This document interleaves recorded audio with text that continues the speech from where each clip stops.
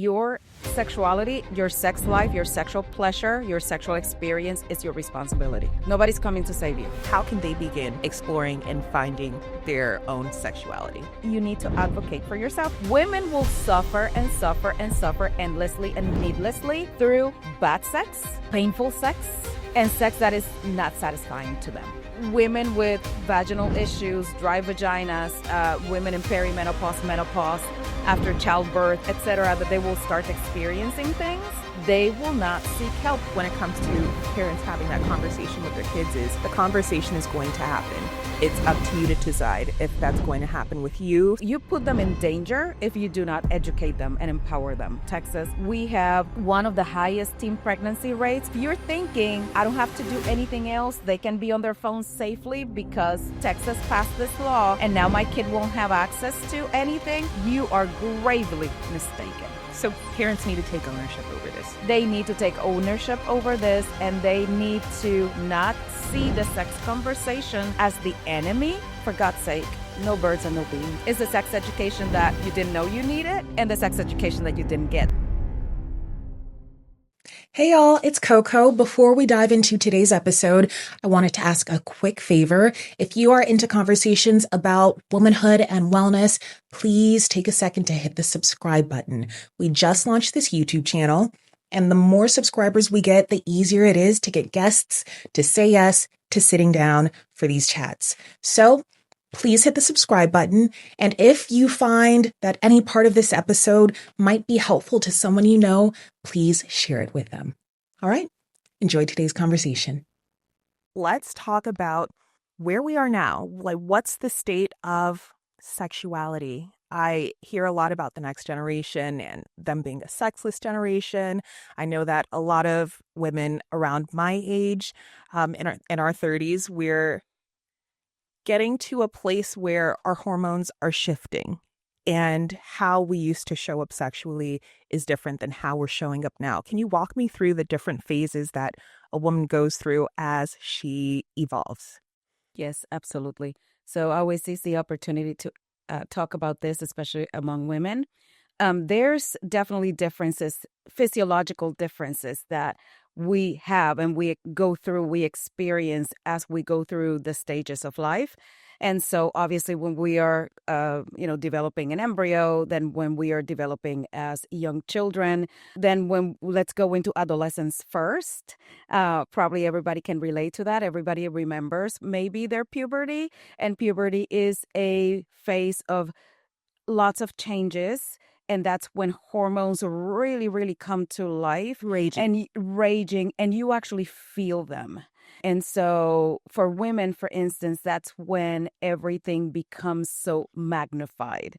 And you probably remember when you were a teenager. I remember when I was a teenager, when everything was just a big deal. Emotions were so high. Everything was so intense. Everything was life or death. Everything was life or death or the end of the world. 100%. And so everything was like all or nothing. And we couldn't see past that day or that moment. Right. And so everything was just at this high level of intensity. And that's when also we start experiencing really attraction. Mm-hmm. That's when we really start noticing the boy or the girl. Not that we didn't before, because, when you're little, you remember me, oh, this is my girlfriend, this is my boyfriend, or you're going to marry your father, you're going to marry your mother, right. And so, or your cousin or your brother, whoever. But those terms don't really have the meaning or the weight. Exactly. They don't have the meaning or the weight. It's just like, oh my God, I love you so much. I don't know what marriage is, but I know that if it's something that will keep us together, that bonds us in this very special way, yes, I want to do that with you. And so, and it's usually like immediate family members. And then when we're teenagers, that's when we start really, really paying attention. And when we see the boys or we see the girls and we know what we like, and also how our bodies start responding to that attraction. And usually during that phase, I always say 15 just to be on the safe side. That's when we also start experimenting with kissing or holding hands or starting relationships, having a little boyfriend, a little girlfriend. And so that's when really the practice and the modeling for good relationships or relationships period in the future starts. And then after that, we have kind of a period in which everything dies down a little, so we don't have those hormones raging anymore. Everything is a little bit more stable. Welcome to our 20s. Mm. And in our 20s, we're probably in a different psychological phase of things. We're thinking about long-term goals. We're thinking maybe about education, maybe about marriage and stuff like that. But relationships take a different meaning. And so maybe at that point in our 20s, we're looking at, oh, who is going to become the love of my life out of 8 billion people that I'm going to form this partnership with that is never going to end, obviously. Right. That's the plan, at least. Yeah, that's a plan. And so we kind of die down a little on that intensity, and we focus a little bit more on one person or a serial of people who we're going to be experimenting with as far as our sexuality. Depending on what your value system is, you have or haven't had sex, and that's very, very personal. That's a personal decision.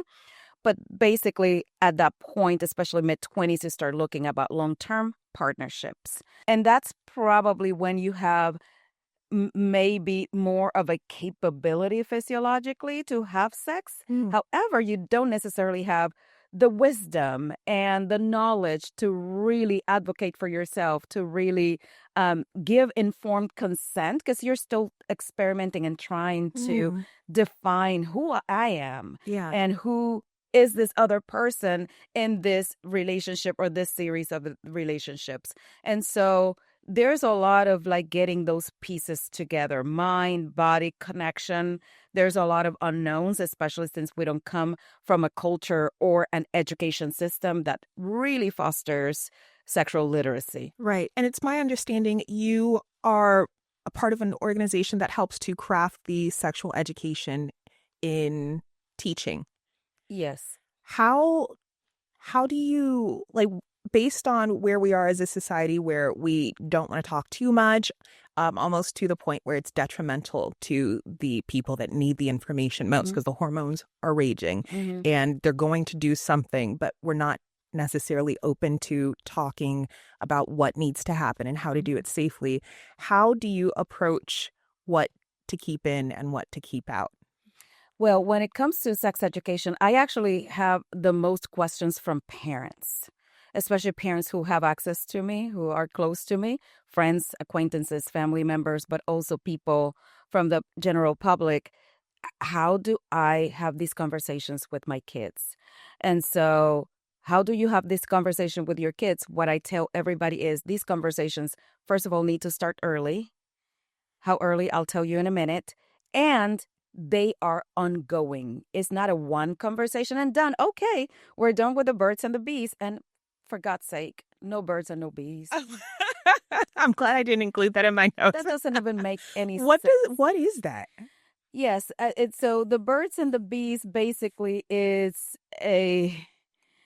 it's a cover up for the real story. That's what it is. And I do remember I have a 22-year-old, and I do remember when he was little, he was raised in a Montessori environment early in life, and Montessori is very factual, very real, very like fact-based. Yeah. And so they also taught us as parents, like, don't talk about birds and bees. If you're going to talk about reproduction, you talk about humans.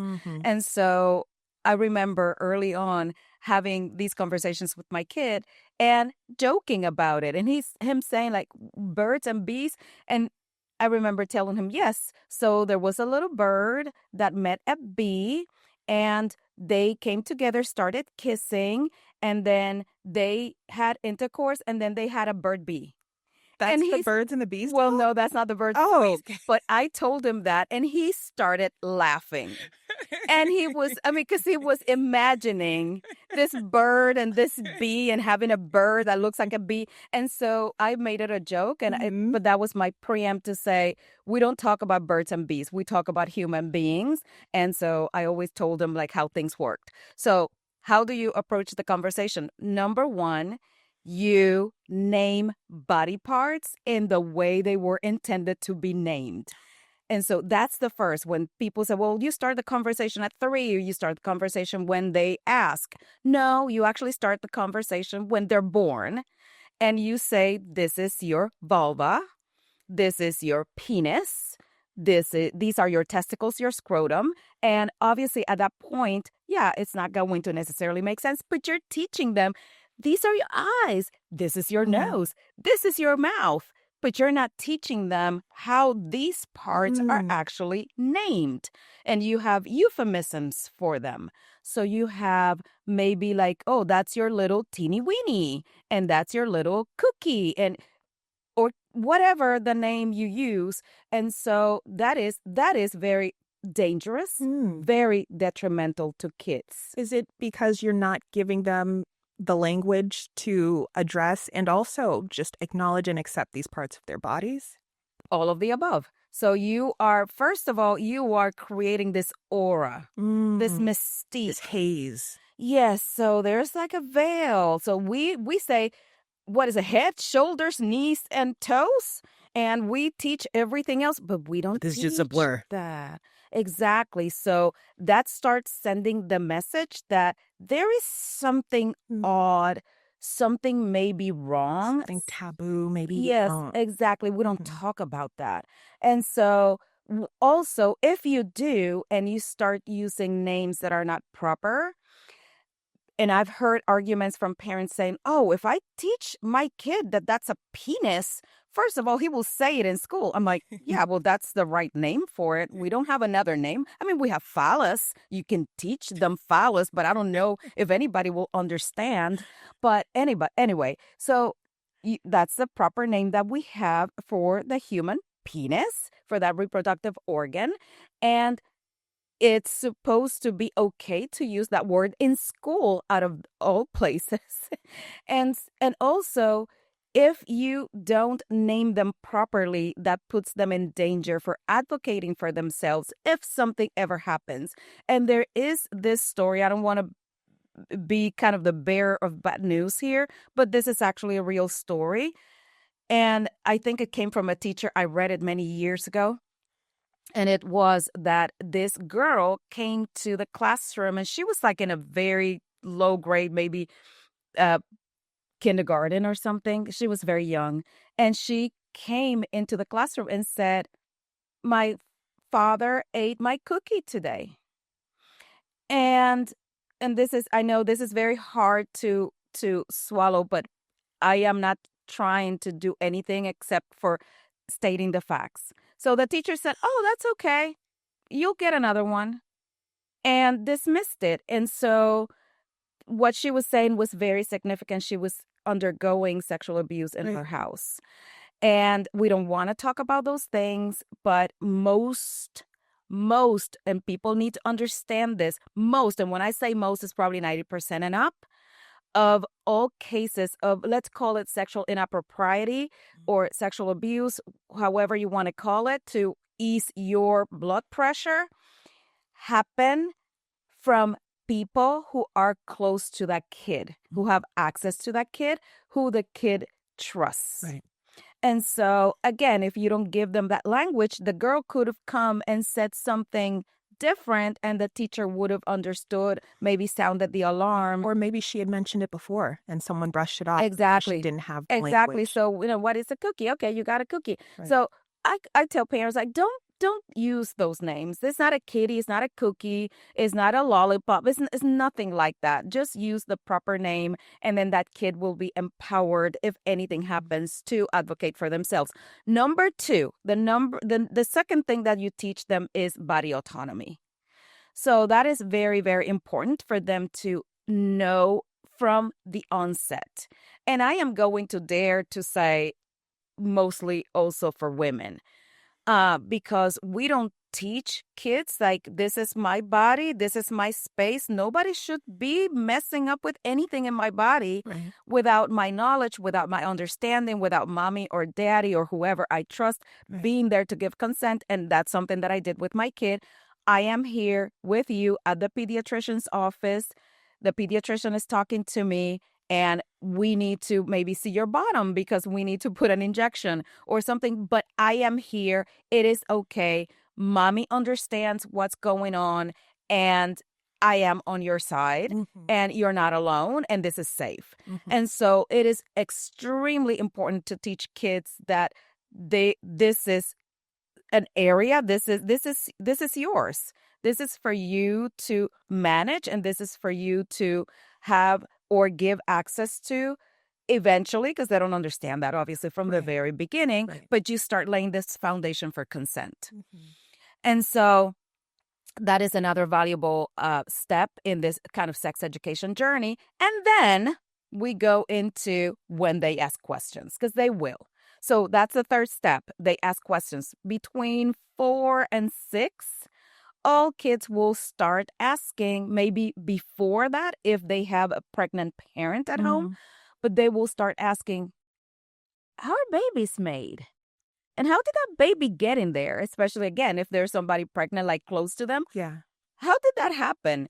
And so you have to obviously adapt that message to that phase of life. They will have a limited understanding of anatomy and physiology when they're young. So you don't want to use maybe like super academic terms, and you can use things like, well, two people come together and they form this partnership. You can say marriage, you can say love, whatever your value system is. And they come together and they actually have a physical act in which they come together and they kind of unite in that very special moment to create this baby, like you were created that way. And sometimes that's enough. I am also a fan of, and I learned this the hard way, of why are you asking? So kids are going to have very basic questions.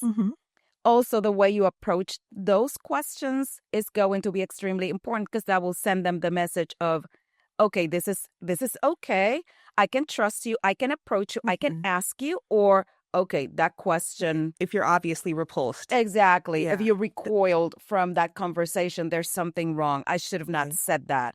There is something iffy about what I just asked. And it goes back to that shame. And that it goes back. Exactly. It goes back to all that. So if you approach it naturally. Because it's natural. It's natural. You say, well, actually, you have a body part, or mommy has a body part, daddy has a body part. If you're in a same-sex relationship, however you want to phrase it. So somebody donated something that, to create you or that baby, whatever the case may be. Use language that they can understand, but actually state the facts. And you can have a very natural conversation this way and go to the point where it satisfies them. Sometimes saying like, oh, you know what, mommy and daddy, we come together and we do something that is very physical. Like we get close, our bodies close together, and we do this kind of like loving act. And we do that maybe a few times to celebrate our love and to express our love unto each other. And that's something that adults do when they are in this kind of union or partnership or whatever, however you express that. So the kid knows, oh, okay, this is something that mommies and daddies, or mommies and daddies, whoever, they do. And this is very People natural. that love each other and feel safe with Exactly. I've never heard it phrased as a celebration of love, but I really like that. Yeah, a celebration of love. And this is something that sometimes kids say, oh, I want to do that when I'm an adult, when I'm a grown up. I want to do that with somebody that I love. That is beautiful. That is a beautiful seed to plant into somebody. And so, again, you don't have to be shy from that conversation. But then when they start asking more sophisticated questions, because they're coming. Is this what you learned the hard way? Yeah, that's how I learned the hard way. Before age 10, because at 10 years old and on, they will be very shy and awkward to ask you. So take advantage of that time between like 4 and 9 when they will actually come to you and ask you questions. So interesting. My stepson is 11, and he did have a phase where he's just so open and so free. And now he's getting into that pre-puberty, and he's just like shutting down a little bit. Yeah. Like he's not so open to asking the most random questions that he used to just bombard us with. And I think that's a little sad, but knowing that you have to take advantage of that open window when the kids are just curious, and they're asking, that's the opportunity, because then they become, maybe it's more self-conscious as they start going into puberty. Exactly. And won't ask as much. And also you lay the foundation for when you do have those conversations. You need to continue those conversations, even if they're awkward, even if your kid goes, blah, blah, blah, and I don't want to know about this. I don't want to hear this from you. That's where he's at now. But you need to have these conversations.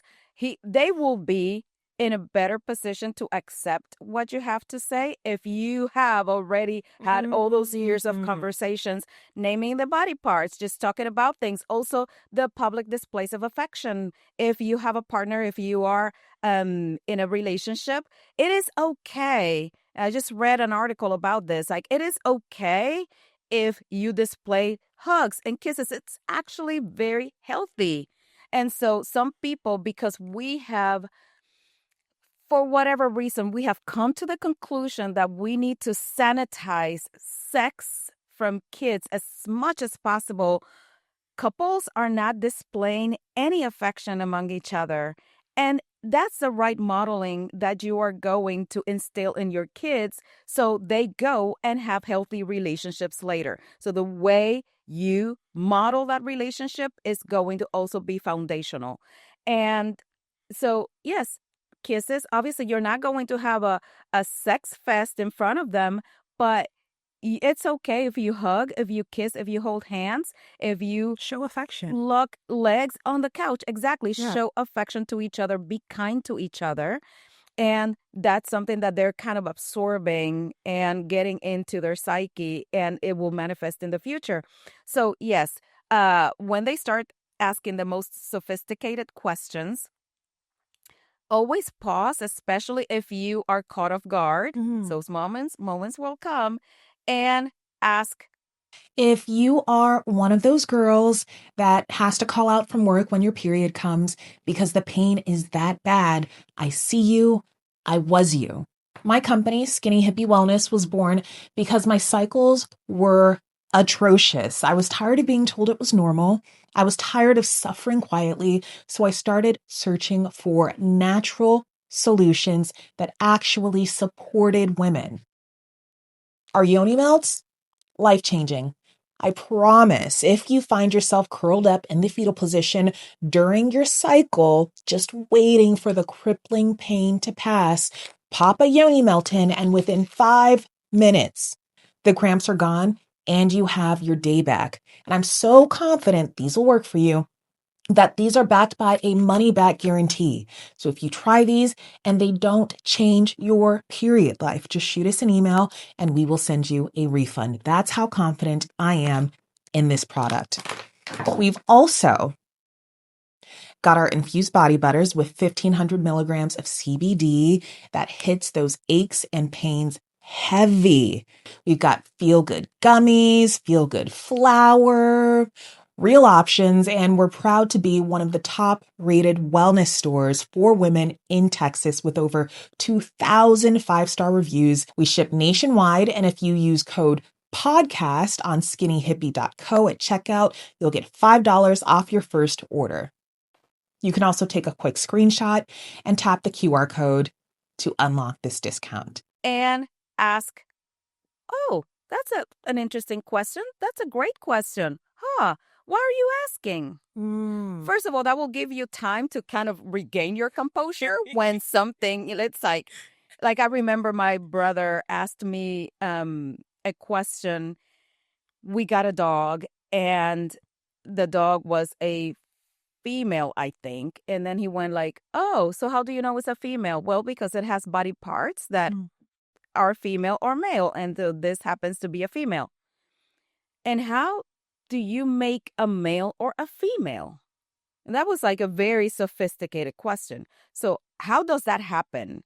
And I think my son had that question too. Like, how do you form a boy or a girl baby in the belly? Oh, wow. That's a good question. That is a great question. Now, it is okay to again say, wow, that's a great question. That's an interesting question. Wow. I'm glad that you're thinking about those things. And may I ask why? Because sometimes the why will lead you to the right answer. I had the tendency, and it happened to me twice when my son was little, to over-explain because, of course, I have the science. Because that's your thing. You're finally asking the science questions. on my side. Yeah, I've got the answers. And so he did ask me, if I may share, he asked me, Mom, what is gay? He was 6. And I said, okay, well, gay is a person who is attracted or, is in a relationship with somebody from the same sex. So if you're a boy, so you will be in a relationship with a boy or a man with a man and whatever. And then we had neighbors who were lesbians, and my sister too is in a relationship with a woman. And I explained, I said, well, like your auntie, she's in a relationship with a woman, and our neighbors are a couple of females, and they're in a relationship. And he looked so puzzled.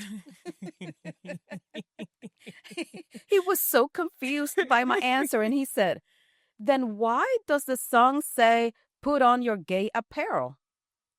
That's a fa la la la la song, So Christmas song. Yeah, you were answering the wrong question. Way ahead of the game. Totally different conversations happening. Totally different conversations. That's why you ask, why are you Exactly. asking? Why are you asking? Because if he would have said, Mom, this, and then I would have said, why are you asking? Well, the song says a gay apparel. Oh, gay means happy, cheerful, joyful. And so that would have been the end of the conversation. But anyway, and then another time we saw, this is when Virgin Atlantic was still in existence, and we lived close to DFW Airport, and he saw the Virgin airplane landing.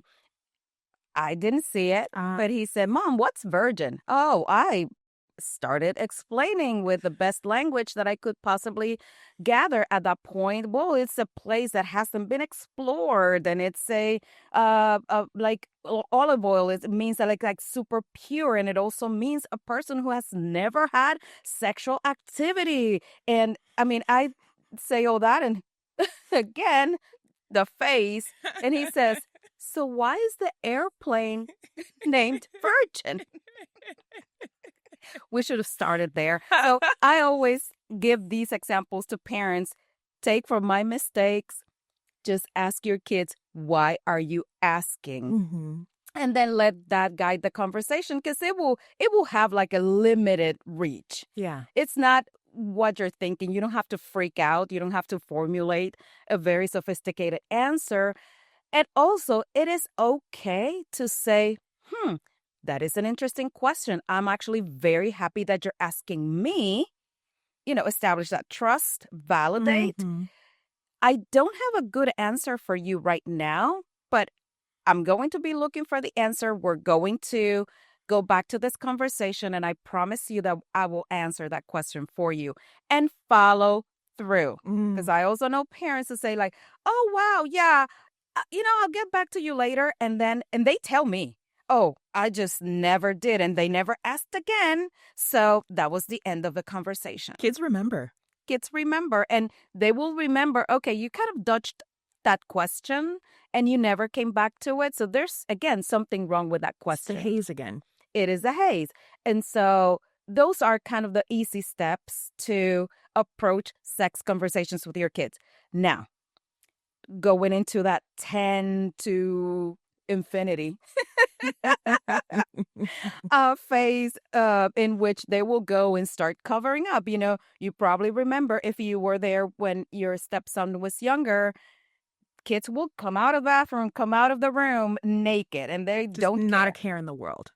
But when they come out of the bathroom with a towel around them and kind of hiding, now it's that awareness. Prepubescence is starting.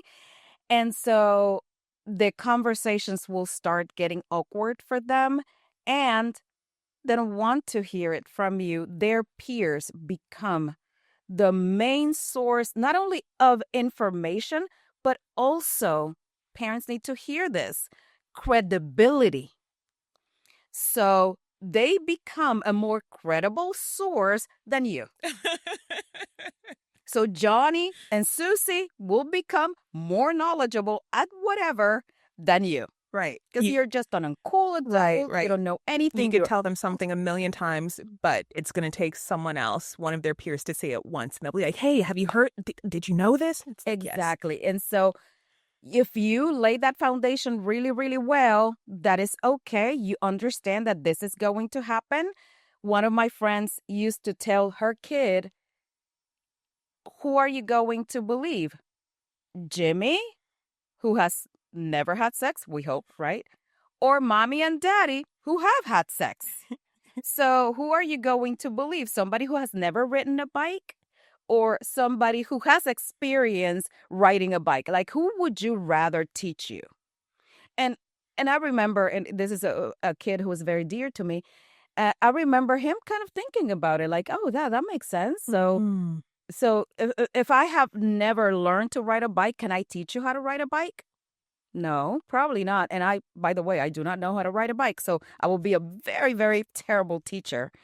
But it's true. Like, I want to learn from somebody who has experience. And so it is okay to actually say that. Mm. And so the conversation again will become awkward. They're like, they don't want to listen to you. And some parents, when the kids reach that age and they're like, oh, they don't want to hear it from me. And they just stop the conversations. No, it is okay that you continue and you say, honey, I know that this is kind of hard for you and I know it's going to be awkward, but we're going to have this conversation. Oh my God, mom, dad, no, why? Oh my God, why? This is just so bad. And everything is the end of the world. And so you're like, yeah, we're going to have it. So whatever that stage of development is. Another great resource is books. Mm. I remember buying my kid all the available literature in existence throughout those phases. So when he was a little boy, we went to the public library that we loved, and we got all the books on development, from whatever, 4 to 6. And then as he grew older, I continued to buy or acquire more books and say, hey, here's a book. But it's not necessarily enough to just give them the books. You have no idea how many people in my clinical practice, they come as adults, 40s, 50s, and they say, yeah, the only sex education that I got, I guess I was ahead of the curve from my peers, is that my mother or father gave me a sex book. And that was it. Like, that was the conversation. Okay, here.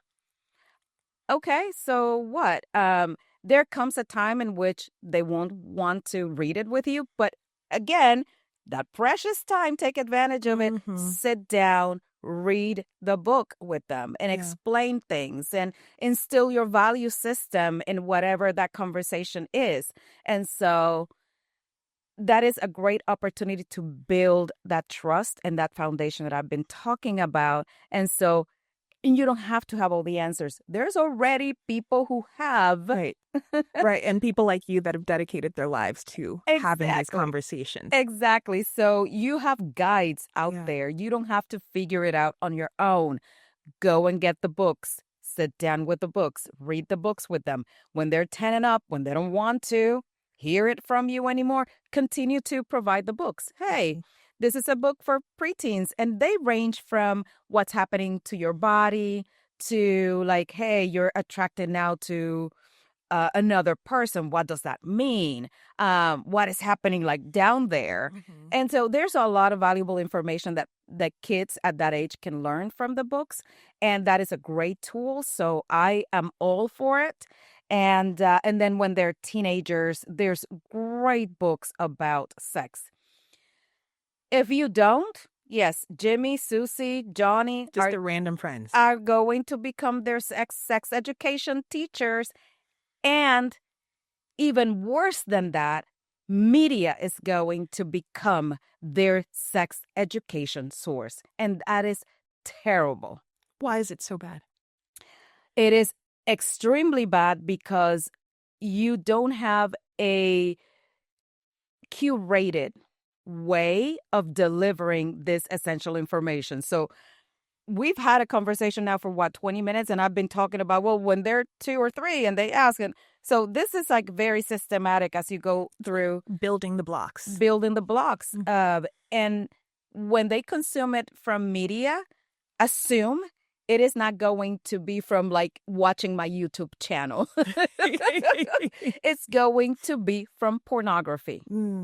And they're going to just see a lot of things. And that's what's going to get imprinted in their heads without any kind of context or further information or ability to ask questions. Like, what did I just see? Yeah.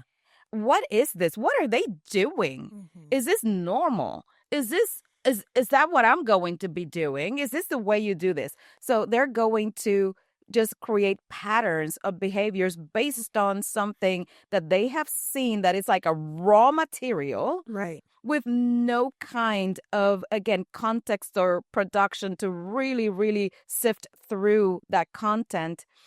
And it's also not that that material is showing people celebrating love. It's produced probably in a totally different perspective. Like that, the goal isn't to show like couples making love and doing that. It's like a lot of really extreme stuff. a lot of really extreme stuff. Now, I have to say, and we're not here to talk about porn, maybe that's a different conversation. There are a lot of categories of porn, and you can actually find loving porn, feminist porn. You can find like tender, loving encounters. So if you look for those categories and that content, it actually does exist. I have seen it, and it's quite beautiful. It's like produced. I mean, you see the couple like really going into it. There's what I call it erotic media, because I feel like when people hear porn, they think about the hardcore stuff. But there is erotic material on how to relate, how to be intimate, how to communicate, how to really create an experience of pleasure for both partners, how to really connect the whole body. And it's beautiful. I mean, when you see it, you're like, oh my God, this is like, who created this? This is adorable. I've never seen that. I've seen it. And so I actually had to watch a lot of it when I was in my program. So I had that benefit. But if you look for it, there is content that is designed specifically for people who don't want to deal with all that in your face stuff, and they want to go for something softer and more real. But this likely isn't what your kid is going to stumble across. That's not what they're going to see. They're going to see. They're going to see the things that you see as an adult. And so that is very detrimental for them. They don't understand it. They don't know how to ask questions. They don't know that they can turn to you to ask, because you have never fostered this environment of trust and open communication with them and honesty.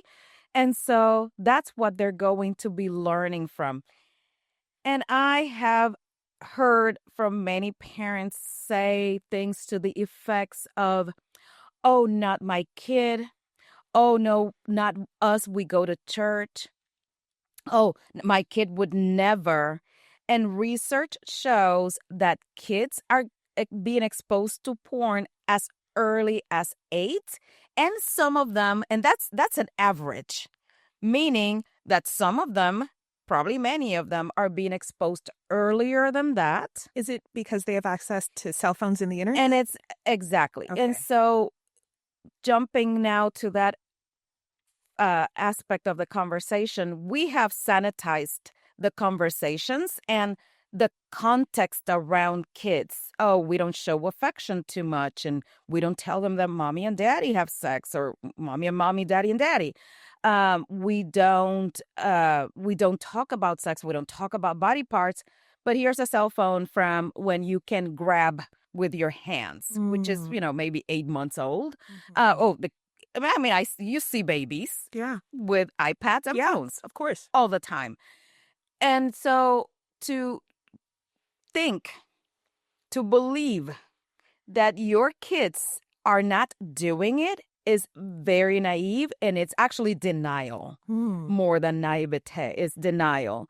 Because even if it's not coming from them, even if you say like, my kid would never have like the mentality, the inclination to look for something like that. First of all, it's coming for you, whether you look for it or not. Let me tell you something that happened to me years ago. And this is not happening because pop-ups are not the way they used to be. But they were, I was introduced to erotic content with pop-ups, just random pop-ups. And then it's like 1,000 of them before you can even close out. Exactly. So I had that experience. I was going to deliver a keynote speech. And I was also at the time writing in a blog about Hispanic women, Latinas. And I Googled or keyed in, I don't remember what platform the search platform was, Latinas on top. Oh my goodness. Yes. So I thought Latinas on Latinas in leadership, Latinas that were like, being showcased about something very important that they have done, but that's not what came up. And immediately a lot of pop-ups started popping up, and the computer was brand new. I had bought it right before this trip. So this was a keynote speech in St. Thomas. And so I bought this laptop computer. I went to St. Thomas the next day. I am continuing to write. I had to bring back the computer, and I told them this is when Circuit City was still in existence. And I said, this is what happened. And the computer was so damaged that they said, with the malware and the viruses. yes, they said, do you mind getting a new computer? Do you have anything of value here? I said, no, I just bought it, literally. And they gave me a new computer. I mean, that's how bad it was.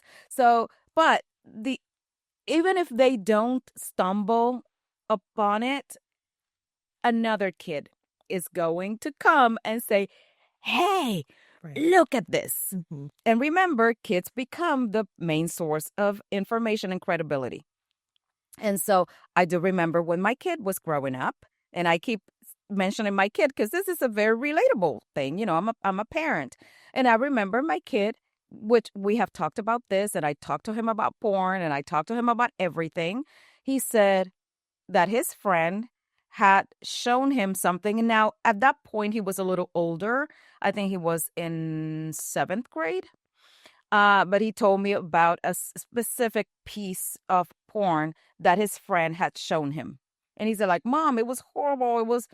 And he told me what it was. I can't remember what it was, but he said, Mom, don't watch it. Don't even go there. He told me. How old was he? He was about 12. Oh, wow. Yeah. So his friend had shown him this content that even he was like, oh my God, that is too much. So again, if you don't get a handle on that, somebody else will. Can we talk about how crazy it is that none of us were ever really taught how our hormones work? Nobody explained ovulation. Nobody explained hormone shifts. Nobody explained why some months feel completely different than other months. That's why I love Mira. Mira is a hormone tracking system that gives you real insight into your actual numbers, not just guessing based on an app calendar. Whether you're trying to conceive, planning ahead, navigating irregular cycles, or just trying to understand what your body's doing, Mira gives you the clarity that you need to change everything. You can track ovulation, you can understand your patterns, you can see what's happening instead of wondering. This isn't about pressure, it's about participation. Because when you understand your hormones, you stop feeling crazy and start feeling informed. Screenshot the QR code and tap into Mira. Staying healthy shouldn't feel like a full-time job. I used to get sinus infections all the time, and I knew when it was a sinus infection, but that still meant calling the doctor, waiting for an appointment, clearing my whole schedule, driving across town, sitting in a waiting room, paying for a bunch of tests I didn't need just to get the prescription I already knew I needed. But with Sesame, I open the app, book a call, same day, still had my bonnet on. We did a quick little call, and within minutes, my prescription was called into a local pharmacy. You literally cannot beat that. And it's not just sinus infections. If you're dealing with painful periods, menopause, infections, if you need access to GLP-1s, mental health support, therapy, they have doctors and specialists ready, and you don't need to wait months to be seen. No insurance needed, no insurance games, no long delays, no jumping through hoops just to get the care you need. They've made healthcare shockingly simple. This app is totally free to download, so tap the QR code on your screen and check it out, because time and peace of mind are priceless, and Sesame gives you both. If you don't get a handle on that, somebody else will. And how awesome is it that your son was willing to come and talk to you about it after the fact? Yes. As opposed to just being a little put off by it and holding that inside of himself. The I fact know. that you had the conversations meant that there was an open door to talk about things that upset him or confused him. I know. And for him to warn me, Mom, do not watch it. That's so cute. Right? Exactly. Like he's trying to protect me from the content that he saw that was so horrible. So that is just absolutely brilliant. Right? And so, yeah, so you need to create this relationship with your kids in which I wouldn't say they're your friends. Some parents will say things like, my best friend, my friend. I feel like I have the closest relationship to my kid. I don't feel like my kid is my friend necessarily because I always kept that parenting role very defined. I am your parent, and this is the status. I am your parent, and this is the hierarchy. I am the parent. But within that structure, I created that open door for him to come in and out of it whenever. And the beauty of it is that last week, I just published a video today. Last week, he actually came to me and we were talking about my videos, some videos that I was going to be making. And I said, so what do you think? Do I have everything that I need? Have I said everything that I needed to say? He said, I think so. And we went through the list of things and he was like, yeah, that's great. He said, Mom, I saw a guy masturbating in the university library. And I mean, he is 22 years old and he's telling me this. So that door is still open. And he was like, he said he was put off by it. And he said the guy was trying to conceal his activity, but it was kind of obvious. And he thought, dude, like in what level of desperation do you need to be to actually be doing this here? And he said that was just, wow, he shouldn't be doing that there. And that gave me great joy. And I was so proud of him in that moment. Obviously, he didn't go and confront the person because that would have not been okay. But he was so aware of it. And he said, like, that's not okay. You don't do that. Don't you have a private space to do that in? Right? Because kids will go into these phases, especially you see it with boys. People think that only boys self-pleasure, masturbate, but girls do it too. It's just that we don't talk about it. And so when they're displaying interest in that area, when they're little, it is okay for you to tell them, that's a normal and natural thing, what you're doing. It feels good. It suits you, whatever. It's okay as long as you do it in your room or in the bathroom. If it's a bathroom that will allow them to have that private time, but this is your private time. This is your private moment. And this is for you, for yourself. We don't have to be participants in that. You get to go and do that in private. And so coming back like full circle with my son, 22 years old, saw this happening and thought, okay, that is just not okay.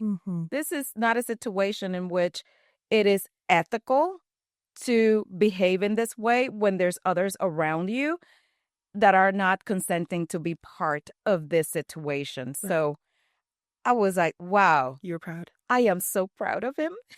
My next sexologist. And so I think what it goes back to when it comes to parents having that conversation with their kids is the conversation is going to happen. It's up to you to decide if that's going to happen with you, someone that your kids can trust, or with their peers or the media or internet. Exactly. But the conversation's going to happen. The conversation's going to happen. And you get to decide not only if it's going to happen with you, if it happens with you and you volunteer, if it's going to happen with you just once, or if it's going to be an ongoing dialogue. And it needs to be ongoing. Ongoing. You get to decide that. So if it's going to be a one and done, and one and done could be like, again, here's a book, or we don't talk about that, or, oh, okay, yeah, I'll get back to you later and never address it again. One and done. But someone's going to pick up that conversation. Someone is going to have that conversation with your kid. And I feel like it's better if it's you. I was the chair of the School Health Advisory Council for our school district. And some parents, we try to bring some sort of expanded form of sex education, because the one that we have is very limited, and arguably no sex education. And so some of the parents who were in this organization, they were the ones who were probably responsible and having those conversations with their kids. Unfortunately, they didn't want to, for the school at large to have these conversations in an open format or in a way in which it empowered kids with more information. It is the thinking behind that if you give them more information, then they're just going to go out and do it more. Exactly. And so there's a lot of parents who either think that or think like that's permission. This is permission giving. Information is permission. Exactly. Information is permission. Or they're going to be teaching the kids a value system that is not mine, which is a very valid concern. Yeah, I understand that. Yes. So I feel like if we state the facts, our school district, and I don't know how it is everywhere in the U.S., but most schools are not required to really teach reproductive biology or sex education. And so in our school district, at least back then, I'm not sure now because my son has been out of the system for a little over 3 years, but they didn't teach reproductive biology beyond cells. So it was like the reproduction of the cells, and that was it. So how do we come about? Nobody knows, but we know that cells divide and then they create things. But there's just no actual connecting the dots of the cells come from this act. Exactly. And that comes from these two. Exactly. These two human beings that have to kind of consent to being there in that moment. And so I was shocked. I didn't know that. And when he was a director of curriculum or something, he said, no, this is what we teach. I said, oh, so a lot of parents thought, oh, I'm in the clear. I don't have to teach my kids anything because they'll be learning that in school. Right. Not knowing that they are not going to be learning that in school. So what happens? Going back to the beginning of the conversation, let's say 15 is when you start experimenting with relationships and kissing. You are very ill-equipped to do relationships when you don't know any of these things. So you have a body that, I mean, when it's touched, is easily aroused. It's turned on by lightning.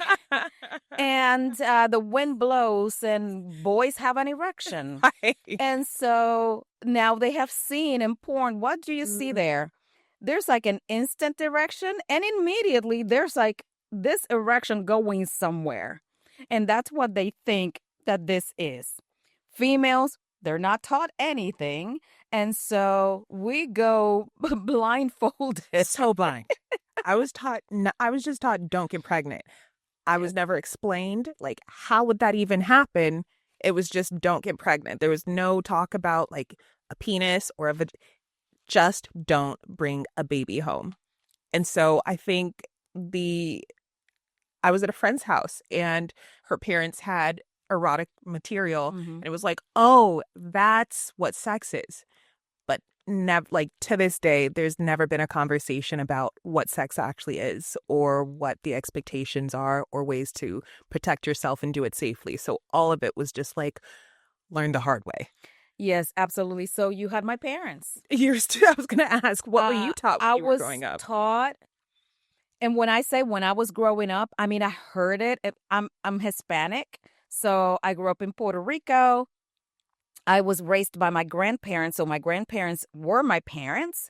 My parents were not in the picture. So these people who are 2 generations behind me are raising me in the 80s. And so they have no clue because they're from the 20s. They certainly weren't getting the sex talk back then. Exactly. So they have no clue. And so I do remember, number one, that getting pregnant in the Hispanic culture, at least where I grew up, was the worst thing that could happen to a human being, but especially specifically a woman. Getting pregnant. And it was such a big deal. Oh my God. Is it like unwed pregnancy or just pregnancy period? Pregnancy, Just like teen as a young girl. pregnancy, Okay. or unwed. Same in my household. Yes. And so if they were married, it was okay. But if they were not married, oh my God, like that was literally the worst thing that could happen to a woman. Mhm. And there were a lot of like, oh my God, like, have you heard? And Or just shipping them off and just not even seeing that person for the next year. well, I didn't grow up in an environment in which that could be done. So they carried the scarlet letter.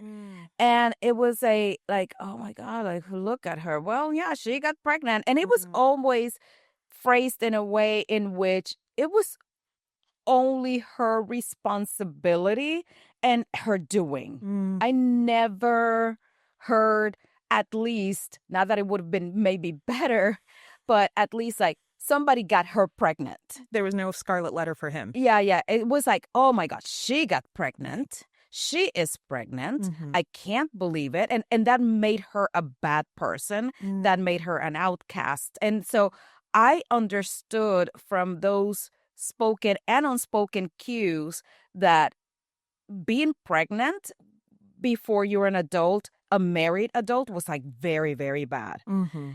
And obviously I was told, and I remember hearing this from the time I was like 5. I had a precocious development. And so I developed, my puberty hit at 5. And 5 was another one of the topics that we wanted to talk about. So yes, I had a very super early development. Whoa. And so I remember hearing, don't get pregnant. Don't get pregnant. At 5. And my sister, who was 3 years older, don't get pregnant. But I didn't even know how you get pregnant in the first place. But I was terrified of being pregnant. Like, how do I avoid it, though? It's like, don't ask, don't tell. Just don't do it. Don't do it. But I didn't know. So we were allowed to, and this is the dichotomy of this insanity that is the sex conversation. We were not told or taught anything, just don't get pregnant. However, we were allowed to watch telenovelas, which are our soap operas. And so in the soap operas, they were not really super graphic back then, but they were enough. Like, you know, they would come together and suggest that they were naked, suggest that they were naked in a bed. And in the next episode, she would say, oh my God, I am expecting. And I thought, oh, when they kiss, because there was a very specific kiss that they did in the telenovelas, and when they are like in bed together, I don't know what they do, but that's how you create a baby. You have to be like in bed together and kiss like that. And so at 5 years old, this is my experience.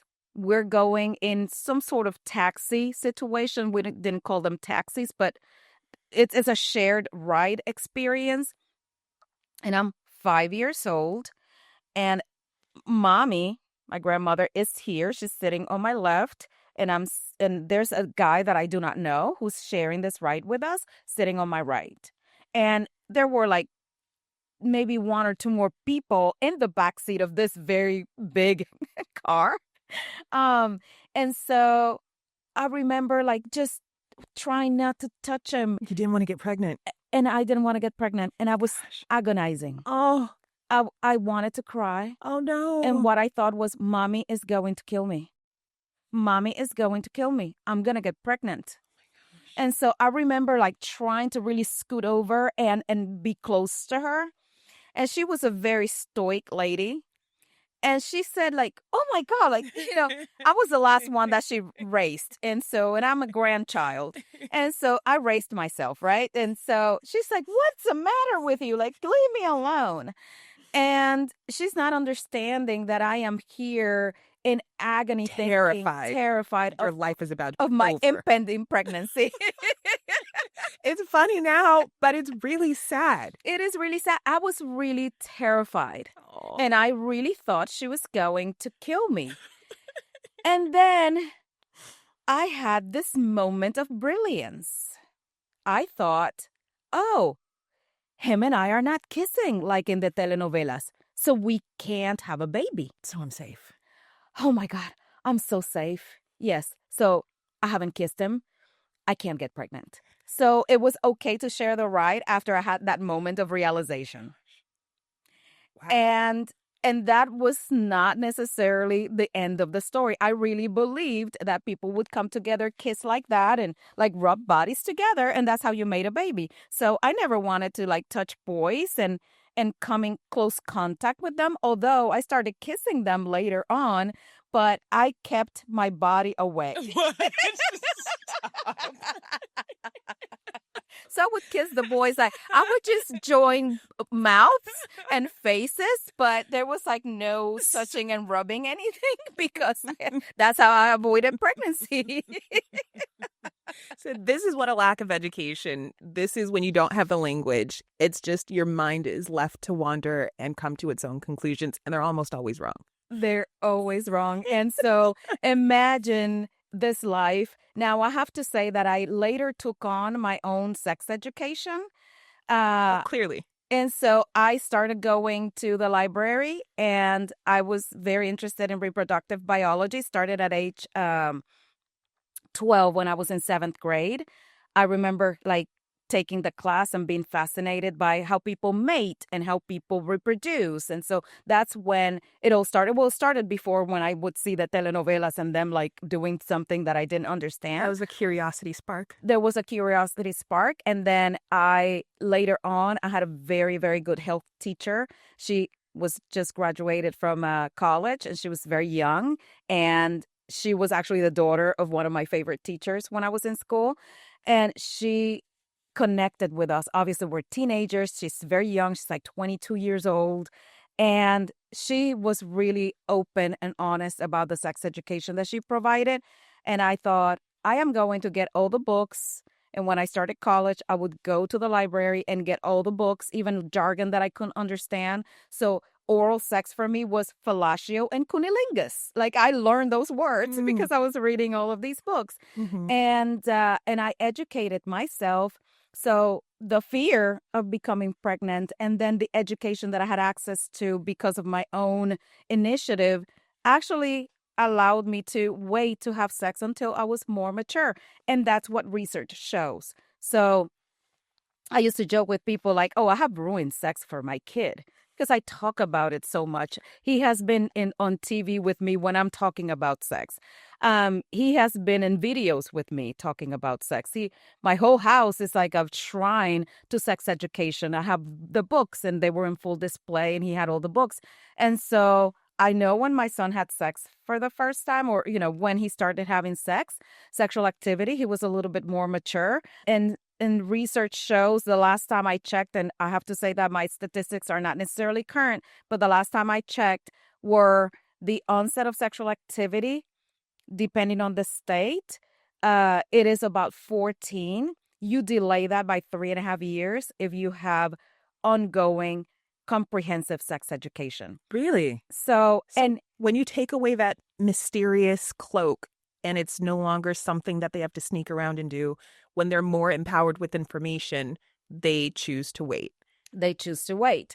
And so they can do other things, and it's okay because, again, they're going to be having relationships, and it is okay if they have a 15, a little boyfriend, a little girlfriend, and you tell them, I know you're going to be feeling things, and you're going to be aroused. This is a very exciting part of your life and part of your journey as a sexual being. It is okay. However, we would want you to wait. And so you can explore other things. It's okay if you kiss. It is okay if you hold, each other close or whatever. You hopefully have had permission to self-pleasure at home. So you're not in an urgent state to actually just go and use that energy, that arousal with the other person. Right. And so it is okay to say that. And so here in the state of Texas, we have one of the highest teen pregnancy rates and the highest repeated teen pregnancy. Do you think that's because it is a more conservative society and that sexual education just isn't happening? We know that states that display more And when I say conservatism, there's a lot of things about conservatism that I like. So I don't want to phrase it as, oh, you conservatives versus liberal people. Yeah, no, we're not talking rock politics. sex. It's Yeah, just rock like, sex and what is it? Drug, sex, and rock and roll. No, I'm talking about religiosity right. specifically. And so when they display high levels of religiosity, then those kids are more exposed to the dangers created by erotic media and the lack of literacy to really conduct themselves in a healthy, ethical, sexual way. Safe way. Exactly. Yeah. Exactly. And so you put them in danger if you do not educate them and empower them. So a 14-year-old, I mean, think of your kid going into high school. I mean, my kid at 14 looked like he just came out of my womb. I mean, he was just, he did not look like he belonged anywhere but elementary school. Because you see them physically, especially boys, because girls develop, not only their brains develop faster, but their bodies. And so you see the boys, and the boys are not really all that developed. I mean, you see them and you're like, oh my God, like he's going into high school and he's going to be eaten by other dudes that are bigger. And then you see them at 17, 18 when they're graduating high school. That senior is not the same as this freshman. Right. They're not the same. They're not even like the same species. Mm-hmm. And so there's a big difference waiting those 3-4 years. There's a big difference in brain development, and there's a big difference in body development. And so you've had all of those years to really learn different skills, to really learn consent and what that means, to really exercise your judgment. Their frontal lobes are still not going to be fully developed. And that's the system that has to do with reward and risk. Mm-hmm. So still not. And in boys, that happens later. You know, they say 25. Well, in males, it can happen after 25. That kind of when that process kind of finishes and this here is solidified. So one of the things that I always tell my kid, even at 22 years old, I say, well, you have to be careful because your frontal lobe is still not fully developed. Right. And he's been hearing this forever, but he knows what that means. I have explained it, and he actually says, "I know, Mom. Yeah, that is true." Because I've told him, and I said, "Well, look at yourself and examine your life. How you thought when you were 14 and now when you're 21, 22 years old, it's not the same." Yeah, it's like the depth, the understanding, the context that you have for certain situations. It's totally different. And until that's fully formed, you can't weigh the outcome of the decisions that you're making. Exactly. And you are highly, highly motivated by dopamine.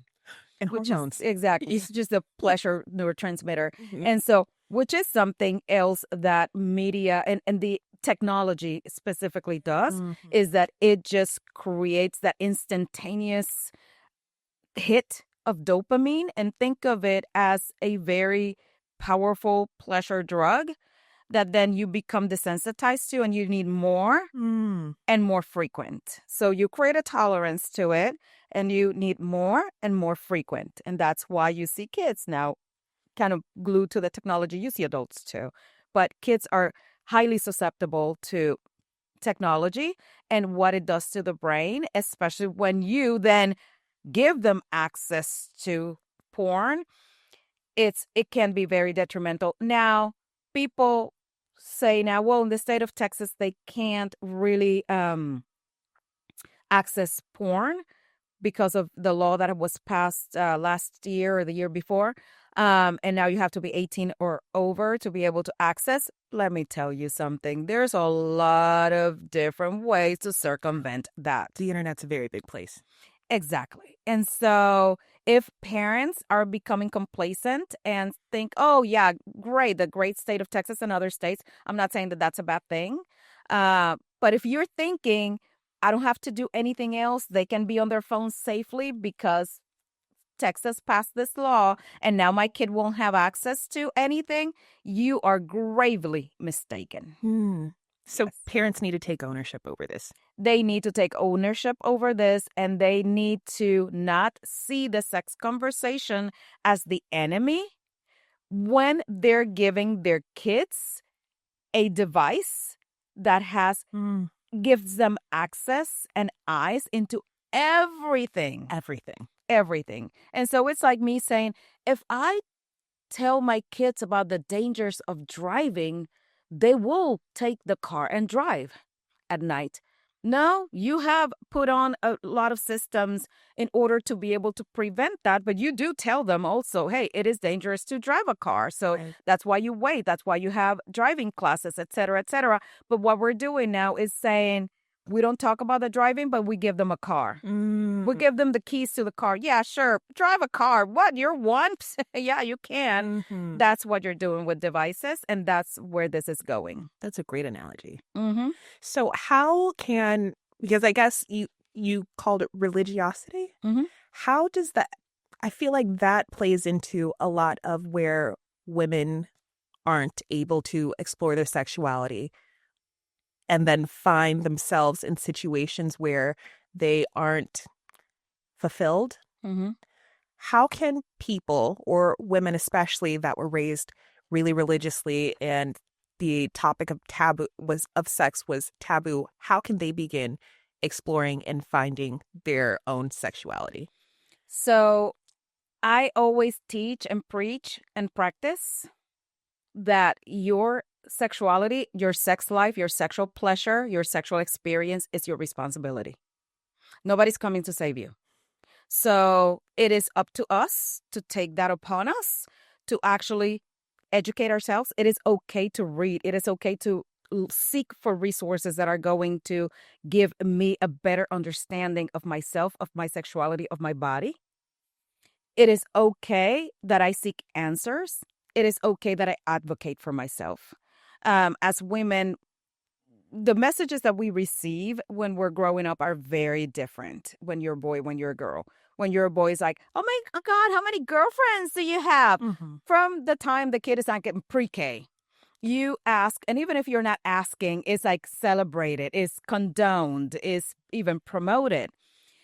And you never ask the girl. No, you tell her don't get pregnant at 5. Exactly. How many boyfriends do you have in kindergarten? Better be 0. It better be 0 and don't get pregnant. And so we have very, very differing messages here. And so we teach women, and we're seeing the repercussions of that men are the enemy.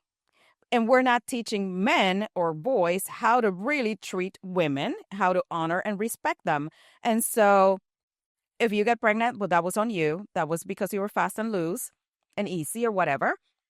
And but boys, they need to have experience. And so, think about the insanity of this message. So men, boys are celebrated for their sexual conquests and how much experience do they have and how much prowess do they have sexually.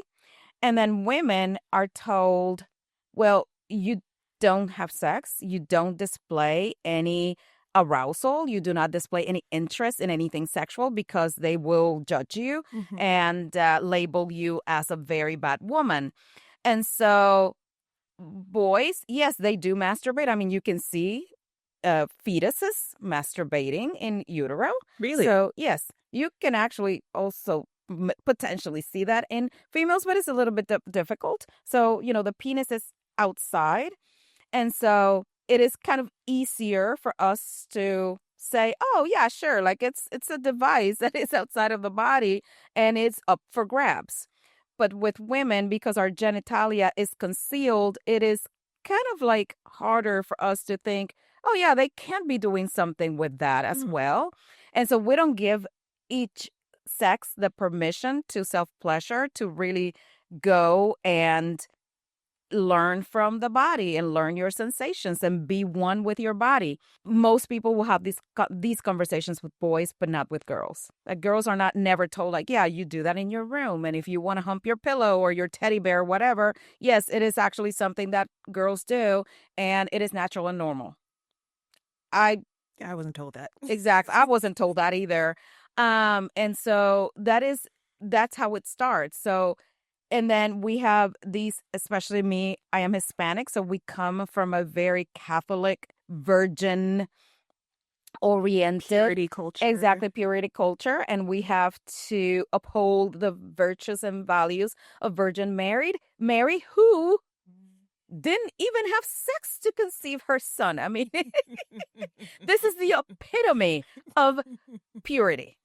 So you have this person. That's your ideal. Exactly, that's your ideal. But not even to conceive, she had to make her body dirty by having sex. So that is what we have to aspire to.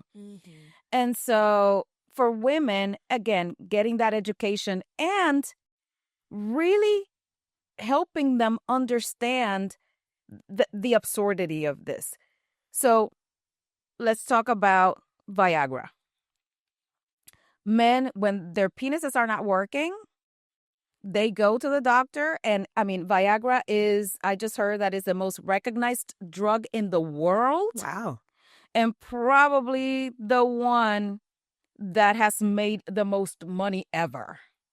It's the blue pill. The blue pill, exactly. So PDE5 inhibitors, when I say Viagra, I'm talking about a bunch of them. But people recognize the brand name Viagra, although that's only one of them. And so men are super agile and eager and willing to pivot and then go to wherever they have to go to make their penis function. Also, because we have taught them that their sexual value lies on their penis, which is not necessarily true, but that's what we're teaching them. Also, very limited message of sexuality. I recognize that, but just to put it out there as an example, women will suffer and suffer and suffer endlessly and needlessly through bad sex, painful sex, and sex that is not satisfying to them. And they see sex as something that they give the other person. Well, yeah, I guess it's time. I guess it's Christmas. Christmas is coming. It's time for me to open my legs and let him do it.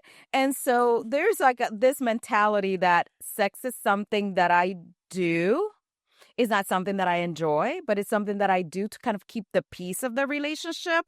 Maybe keep my partner semi-happy, because your partner is not happy if you're not enjoying it. But, you know, to keep the peace at home and to maybe prevent him from going and finding sex out of the relationship. And so women with vaginal issues, dry vaginas, women in perimenopause, menopause, after childbirth, etc., that they will start experiencing things, they will not seek help. Plus, we are helped, quote unquote, by a medical system that is not designed to help us. So if you are not taking control, taking the handle on your sexual health, then and being your own advocate, the chances of you finding a good provider who's really going to listen to you and explore options with you to make your sex life better, because your sex life matters as much as his does, then you're doing yourself a disservice, and nobody's happy in that scenario. And so for all those women out there, it's not on your head.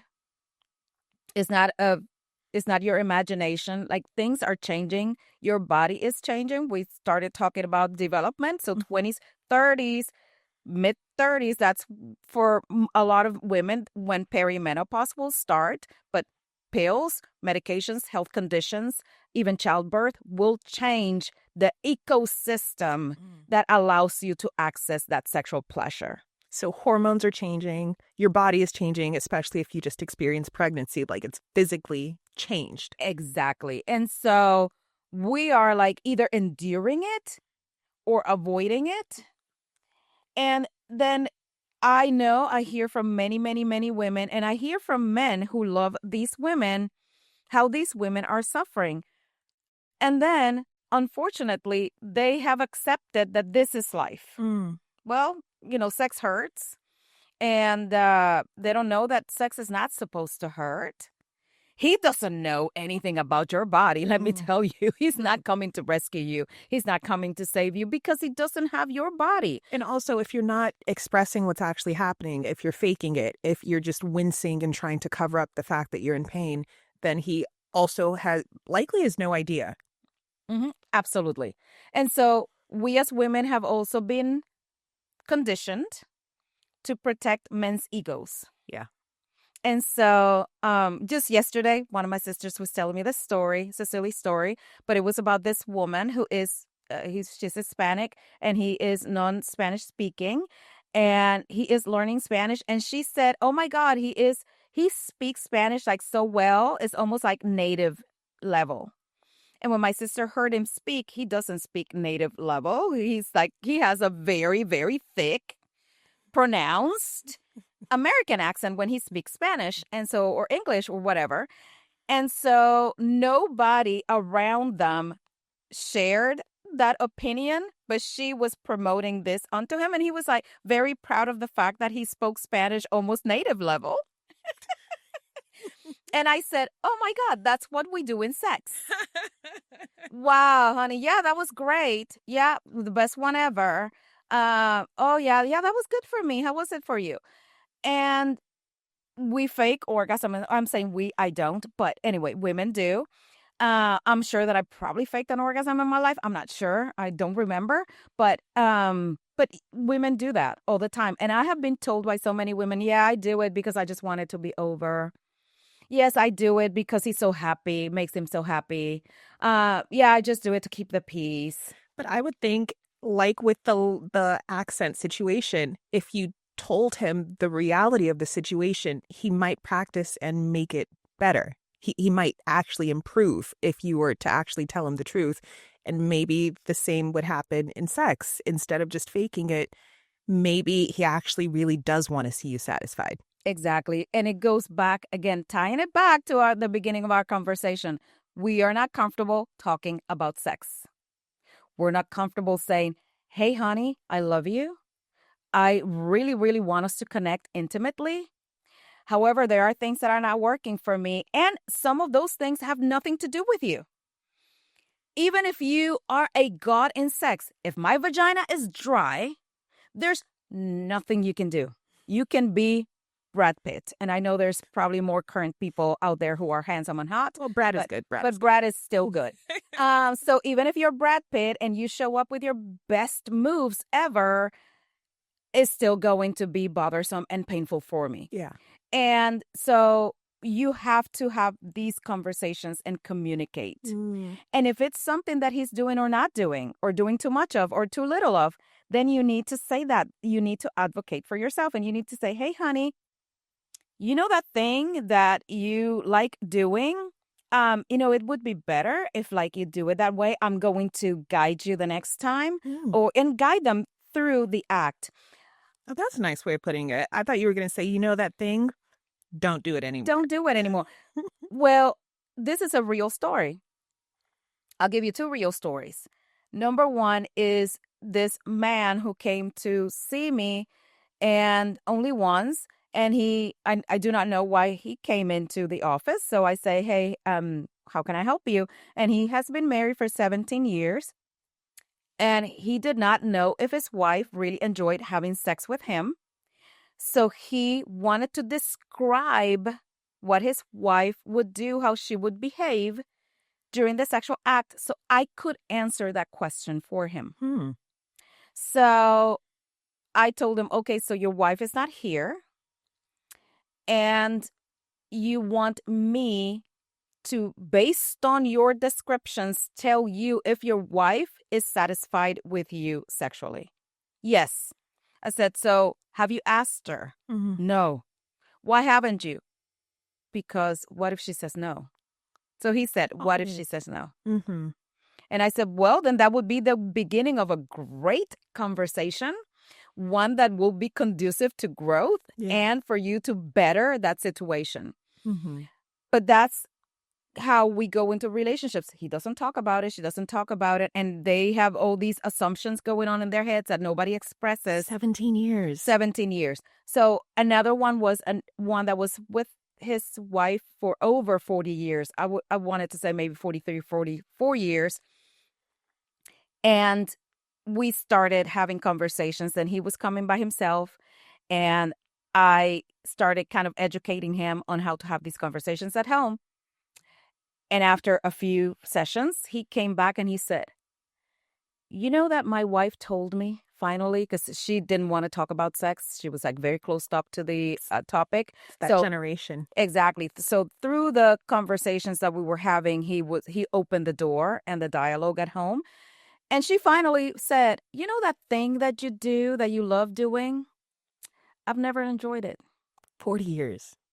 And he said, oh my goodness, 40 years and you never liked that, whatever that was. I don't even remember what that was.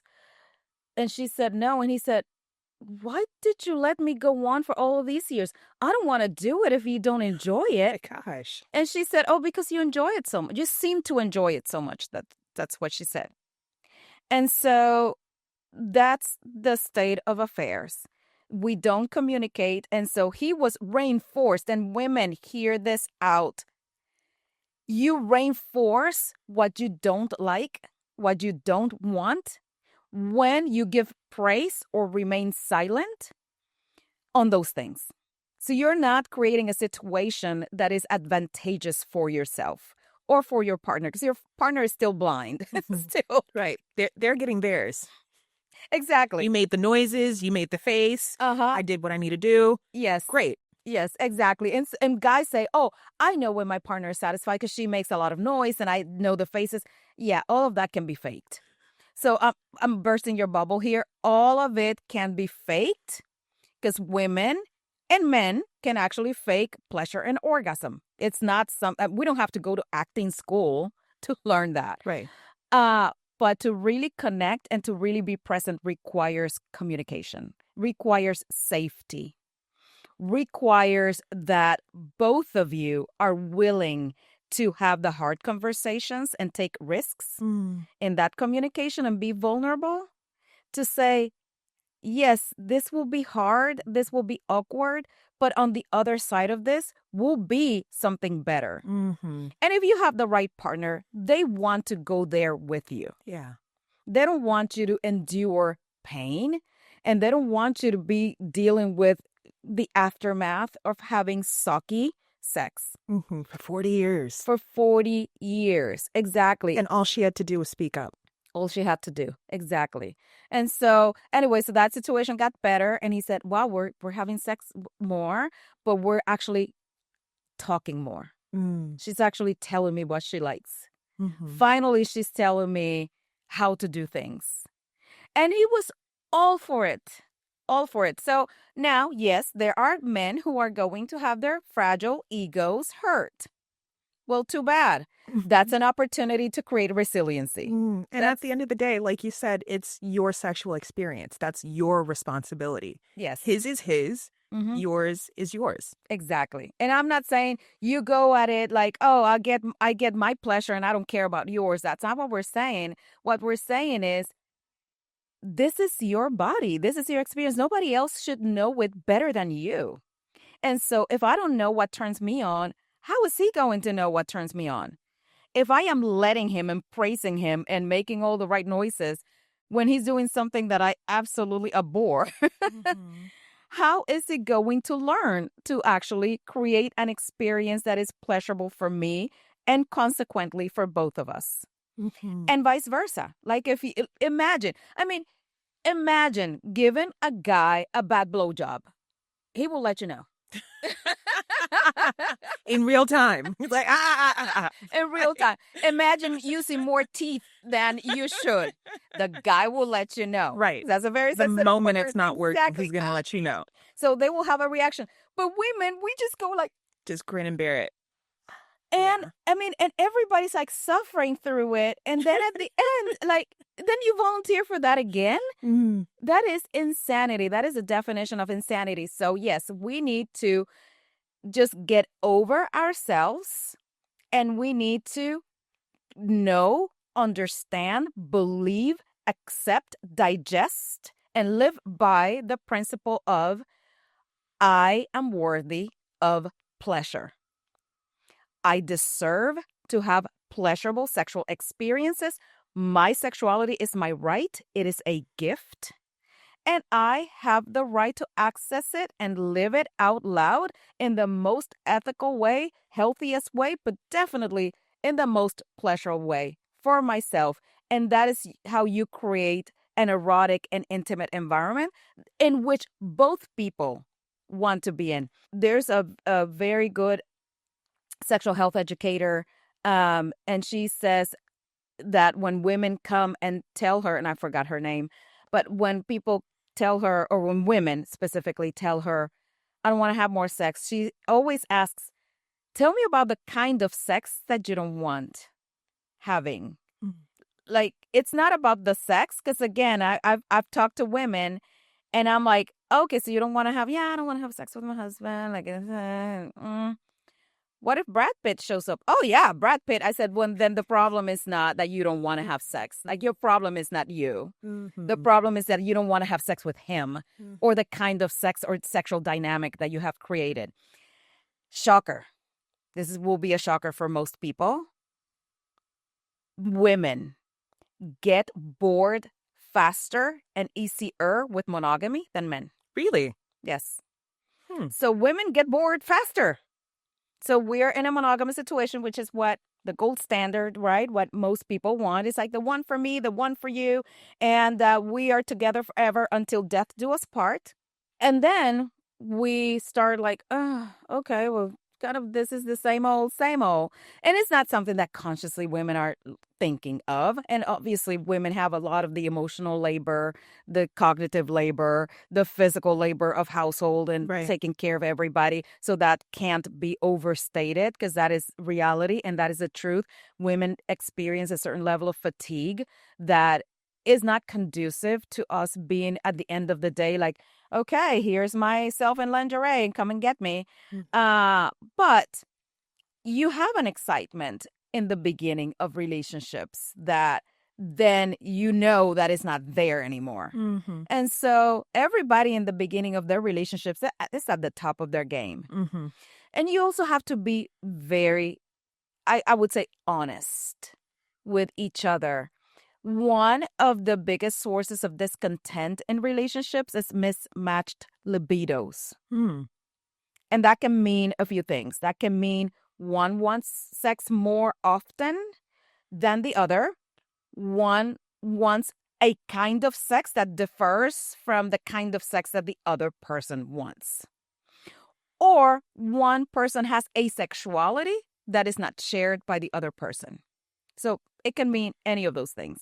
And so if I am a person who's like, God, I am the most satisfied when I make love, have sex, intercourse, intimacy, however you want to call it, every day, maybe multiple times a day. And the other person is like, baseline. This is baseline, right?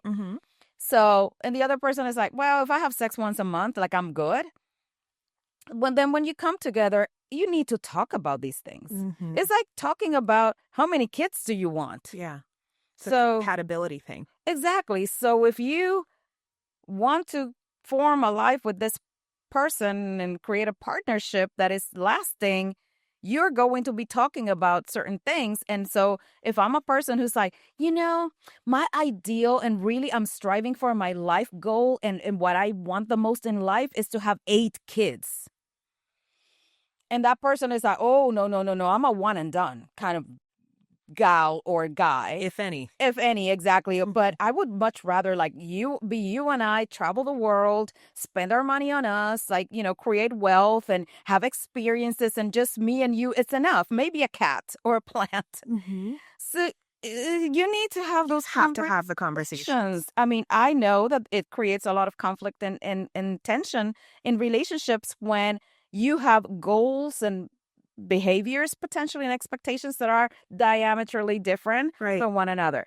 And so sex is one of those conversations that we don't have in the beginning when you're like, oh yeah, I am into like handcuffs and whips. And the other person is like, what? No, I can't even. Like, give me some missionary and I'm good. Exactly. Missionary on a good day, on every other day, like side by side and don't wake me up kind of sex. Then this is a conversation that we need to be having.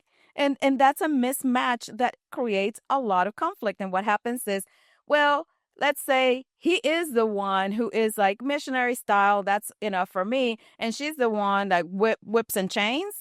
And so, oh yeah, but we're gonna make it work because I love him and he loves me, and he's a great guy and whatever. Then I see them in my office. It's like, okay, because a year into, 2 years into, 3 years into. So now both are either compromising and not getting what they actually want. Exactly. And so he's like, he wants less of that, less sex probably, or she. And she's like, I mean, I would like to bring my handcuffs to the game every once in a while. I'm not asking every day, but maybe once a month we play with handcuffs. And so you need to have these conversations. You need to express your needs, your wants, your desires, and be safe doing that. It doesn't mean, people, that you have to do everything that is proposed to you. There's power in listening, in really creating safe spaces so you can express yourself and say what you have to say without shunning, shaming the other person. And so guess what? Just with the kids conversation, they're going to come to you whenever there's a concern, whenever they're discontent with something that is happening in their relationship, instead of either straying or recurring to things that you probably wouldn't approve of. So yes, that you need to take matters into your own hands. Women, get over yourself. Just have the courage to advocate for yourself and take your sexuality into your own hands. Courage. Yes. No, I think definitely would take a lot of courage to broach this subject with someone that you love and care about and want a future with, knowing that the stakes are kind of high. Because if you can't meet somewhere in the middle, then you either have to settle for eternity, that's the gold standard, a relationship that lasts forever, or just not be met with the satisfaction that you actually want. So courage is what it comes down to for women, the courage to own your sexuality, to have the conversations when you are in relationship, and to look for resources so you can understand what's happening with your body and figure out what it is you actually want. Yes, absolutely. And there's an elegant way of having these conversations. There's a way in which you do it that it will yield the best results. I'm not saying to people, be an a-hole. So how do you have the elegant conversation that says, I'm not satisfied? The first thing that you do, have the conversations when you're not in the bedroom. Don't criticize somebody or shame somebody for something that they're doing or not doing in the bedroom. I am not saying go along with it until the end, until the finish line, and then come back to it. If there's something that you don't like, something that is hurting, stop it. Just stop it. I tell people, well, you can make adjustments. You can say, wait, okay, excuse me, change positions, switch gears. But don't suffer through it. And if you must, stop. You want to be able to say, yeah, not in this moment. Like, there's something off. I'm not feeling it right now. It has nothing to do with you. Can we cuddle? Can we just kind of stay here in this moment for a little bit? And most partners, I would say, unless they're not the right partner for you, they would say, oh my goodness, yes, absolutely. I don't want you suffering through this. Let's cuddle. Let's just embrace that vulnerability in that moment and create that safety. Yeah. And that warm, cozy environment in which I can distress from whatever was happening, and I can just allow myself to be in that moment. No questions, no answers, just be. And then say, can we talk about our sex life outside of this? Because imagine that is the moment when you're naked. Literally. Exactly. Bearing your body and soul. This is the moment when you're making all the funny faces that you don't make on regular life. I mean, imagine if somebody was actually filming you. I don't want to imagine that. You're making noises and faces that otherwise would never come to life. And so it's a very, very important and very vulnerable, sensitive, sensitive moment. And so, I mean, your brain is doing other things too. So you're disconnected from a lot of the surrounding reality that is going on. And so it's its own moment, its own unique ecosystem that you have created in that moment. And so When you're not in that moment, talk about it. Hey, I just want to, have like check-ins, have regular check-ins. You can do it once a week. You can do it once a month. And and it doesn't have to be about problems. I used to have and I still have it, not as regular with my son. I say, we need to talk about things and make decisions. So when I would say to him, we need to talk about things and make decisions, we used to have like regular meetings, but then randomly I would say, we need to talk about things and make decisions. I always had these conversations about fun stuff and also not so fun stuff, because I didn't want him to, every time I say, hey, we need to talk, It's just dread. be like, oh my God, what did I do? Heart drops. Right. Exactly. So sometimes it was like, hey, where are we going on vacation during the winter time? Hey, you have some time off, so should we put something in the calendar, like a road trip or something? And so it became like a conversation that you didn't dread having, a conversation that you were not like bracing for the most negative outcome for. It's just an opportunity to talk about things and make decisions. Literally. Exactly. Yeah. And so, same with couples and sex and intimacy and your relationship in general. I mean, talk about your goals, talk about where you are, where you're going, what you're thinking, and also talk about sex. And so sex in the pure sense of sex, like, hey, I have been thinking, I saw this, or whatever. And I have been thinking about, what if we have like a game night, like a sex game night? I love sex games, by the way, because for people, especially who are not creative, talking about boredom, which kills relationships, kills sex lives, you don't have to come up with all the answers and tricks and stuff, because people then think like, oh my God, now I have to be like Batman. I always call it Batman. Superman is just Superman for being him, but Batman has to come with the gadgets and the Batmobile and all the tricks. And so you don't have to be Batman. Those things have been created for you. Go either invent a game or buy a game. They exist. And they go from like, spin the whatever and be very sophisticated that you need an engineering degree to understand the rules of the game, to games that are like, pick a card and do this. Obviously, with consent, you don't have to say yes to everything that you pick at any given point. But, what if we have a date night only like for sex games? Maybe once a month we can do that, the last Friday of the month, whatever. We send the kids off or the kids are not there, whatever it is. And maybe if you're curious and say, oh, wow, that's interesting. What made you think about that? Oh, because, I've been thinking that our sex life I enjoy it, but it's kind of a little stale. Let's spice things up a little bit. Let's spice things up. Like, I want that novelty that we had in the beginning, because in the beginning, everybody was shaving their legs and their genitals for sex and looking forward to it. Yeah, not anymore. And not anymore. Now you're like, oh, whatever. Yeah. And so just brings back some of that energy. One of my closest friends asked me, how do you spice things up when you have sex every day? Because they're in the phase that they have sex every day. And I say, well, you don't.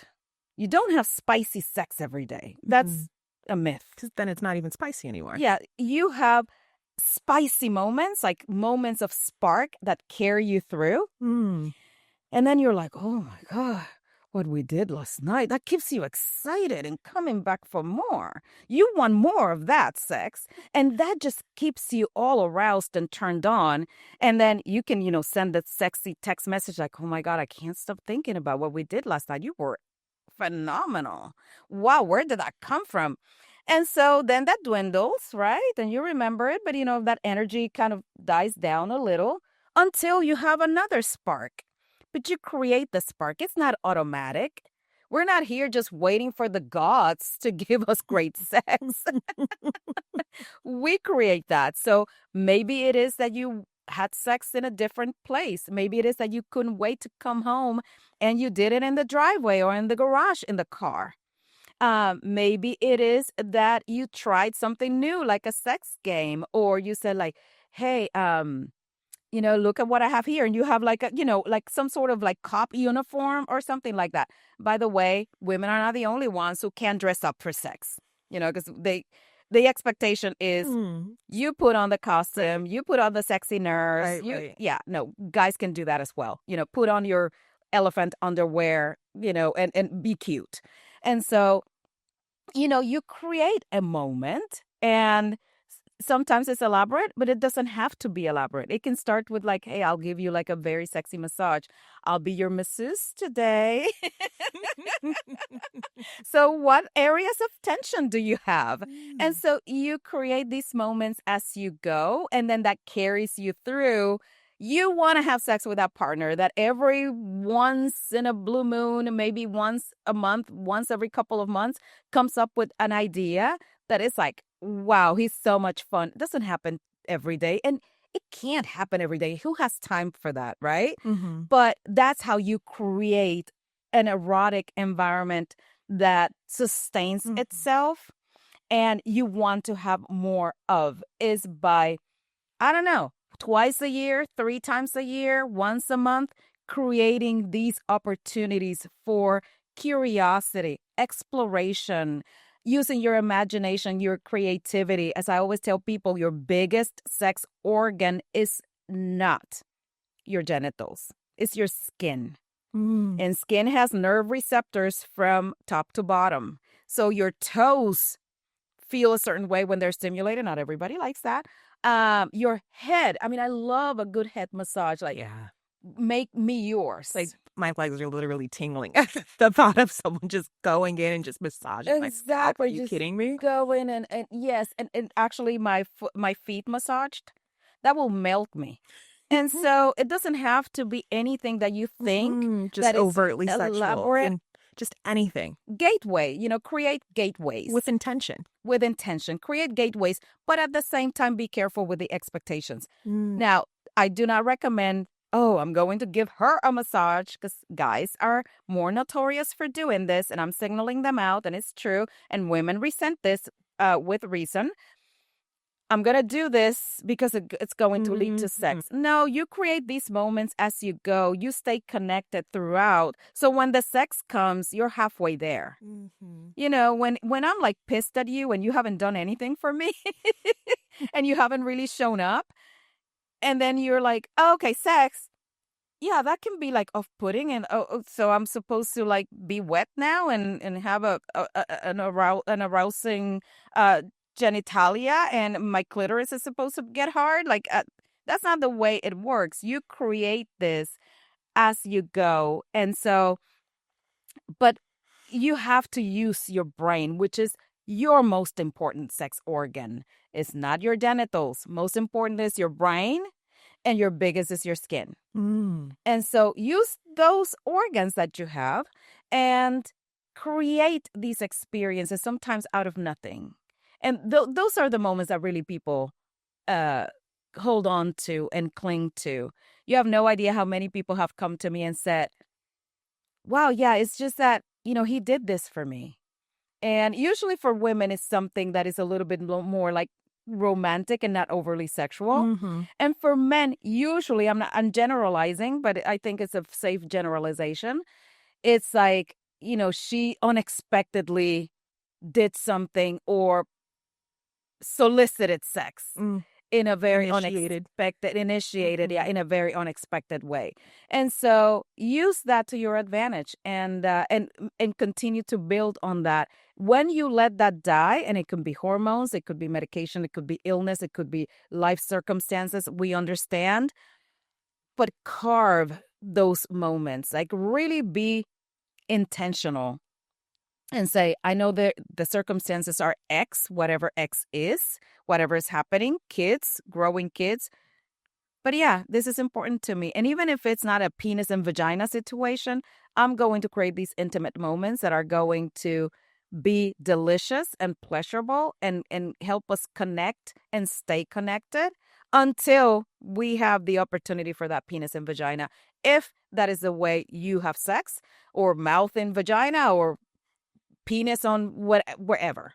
So that is how you continue to co-create this story with your partner. But communication is at the top of it. So when we're talking about a woman owning her sexuality, and a woman in partnership, and a woman as a mother helping the next generation enter the stage, communication is what it comes down to. Communication. understand that what you model your kids is more important than what you tell your kids. So we talked about a lot of, how you educate your kids and how you empower your kids with information. Okay, but you will have them for a limited period of time. And so what they see you doing, how they see you reacting is going to be imprinted in them as well. And let's talk about something that we didn't talk about, which is body positivity and body image. Mm-hmm. The way you communicate verbally and non-verbally about your body is the way that your daughters specifically are going to also think about their own bodies. So if you live in a body that you don't like, that you despise, that you are not happy with, You talk trash about. exactly, they talk trash about, and women, for whatever reason, we know why, evolutionarily speaking. We have to basically compete for the best mate. And so guys will have a more generous image of their bodies than women. And it's very, very funny. Also, we have given guys more permission to be Whatever they are. whatever they are. We have given them permission to be semi-naked. I mean, a guy can be like in a little Speedo type Yeah, it's just fine. at the beach, and it's fine. A woman cannot necessarily do that as well unless they're like in a nudist beach or something. And so you have a guy and he has maybe some extra pounds, maybe some dad bod going on. And, like a little belly going on, and they're bald. And before, bald used to be like the worst thing that happened to guys. But back in the 90s, they claimed that and they started shaving, and now it's sexy. And so, whatever it was, lots of body hair, lots of facial hair, whatever it is, you ask a guy, stand in front of that mirror and give me your number. And, you're probably thinking about a number because beauty is very subjective, right? We don't have a measure of beauty except for what's in our heads. And that doesn't have a whole lot of explanation. Yes, there's cultural context and there's social context and our own experiences. But at the end of the day, it's a very arbitrary system that we form in our heads. And so the guy will stand in front of the mirror and he will very confidently say like 6, Maybe you're seeing a 3, but he will say 6, right? Like, I am all that in a bag of chips. He's going to round up. Yeah, He's going to round up and add a few close to 10. The closer to 10, the better. And a woman's going to beat herself up. And the woman is probably, and again, I'm saying, this number from 0 to 10, again, that's arbitrary. I can see a woman and see a 10, and somebody else can see her and see a 6. And so I don't know. But I can see her and say, wow, she's a solid 9.99999. She will look at herself in the mirror and be like, yeah, I mean, the 3 may be a 4 because I have this and I have that and I have cellulitis and I have, whatever. And so we lack generosity and kindness with ourselves. And if that's what you're modeling to your daughter, then that's what she's going to learn how to do. She's going to also not love her body. She's going to also not have any body positivity to give to herself and to spread around. Mm-hmm. And so you have to be very, very careful with how you do. It is okay if you want to lift weights and be stronger. It's awesome. I celebrate that. If you want to maybe take care of visceral fat, because that's highly inflammatory and that's going to bring numbers down that are going to cause metabolic issues for you, I'm all for that. If you want to lose like some extra pounds because you're going to be able to move better, to feel better, yeah, I'm all for that. But if you're constantly like, oh my God, and my boobs and my this and my that. Beating yourself up And not really liking you and avoiding mirrors and not really living in your body. So many women are disembodied. So many women. And you're going to send the message that just being in a woman's body is not okay.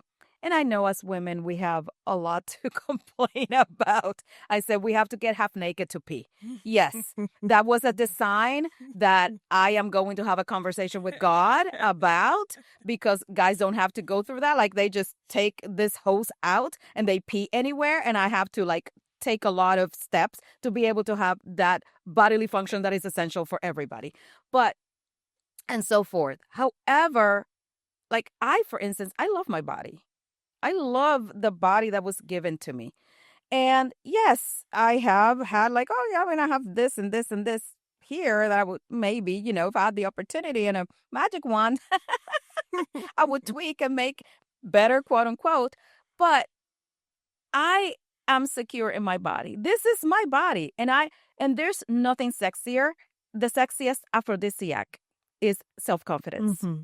It's self-confidence. When somebody shows up with whatever they have and they take space and they just move about with this sense of security. There's just something so attractive about that. It's something so attractive. And so for me, the most alluring people, the people who are the most attractive, the people who are the sexiest are not the ones that have a certain body type. Because I've known people who have like abs and they're very insecure. And that's not sexy. Mm-hmm. And I know people who have extra pounds and they show up and you're like, damn, you're sexy. Mm-hmm.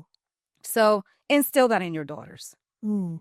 So before we go, can you tell me about Texas Sexual Health and the work that you're doing here for people that want a little bit of assistance and want to take things a little further and get your help, your expertise in helping them navigate their sexuality or their relationships? Yes. So Texas Sexual Health, we're in Irving, Texas. And so that's the practice that I founded. And it is sex therapy, sexual medicine, and pelvic floor therapy. So basically, we take care of the physiological, the psychological, and the environmental and relational aspects of whatever it is that is not working for you sexually.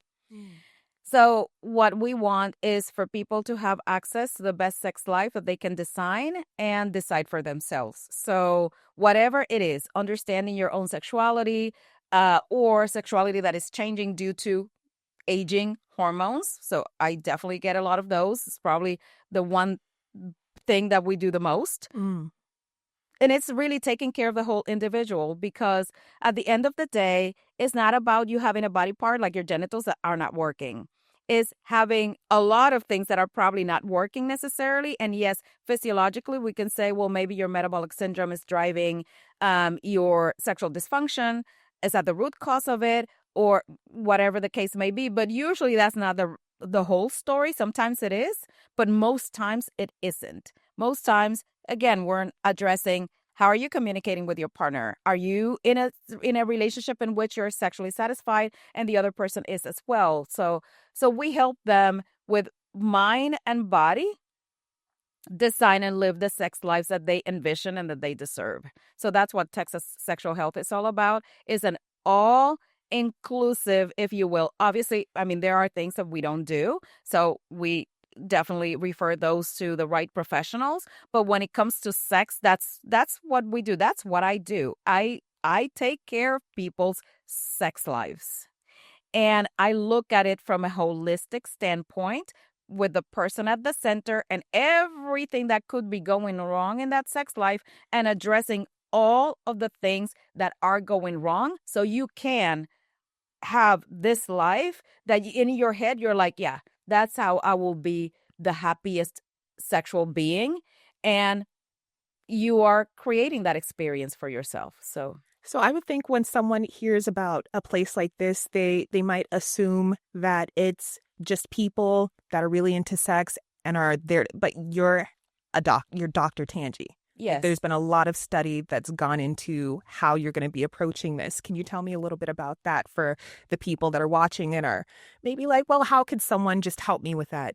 Like, Yes. So, people are not used to having or talking about sex to their practitioners. So you feel like, okay, so I have a problem with my penis, I go to the urologist. I have a problem with my vulva or vagina, I go to my gynecologist. However, they don't deal with the biopsychosocial aspect of sex. And sex is biopsychosocial, meaning there's a physiological component, an anatomical component of it.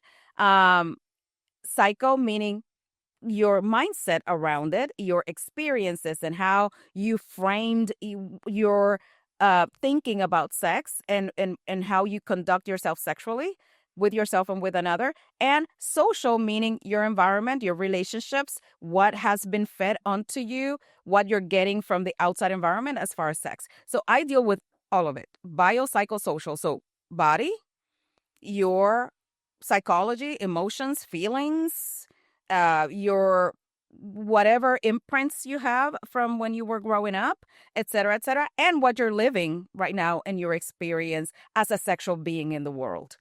And so, yes, I went to school for this. And so I'm a clinical sexologist, sexual health educator, and I do a very specific type of sex therapy.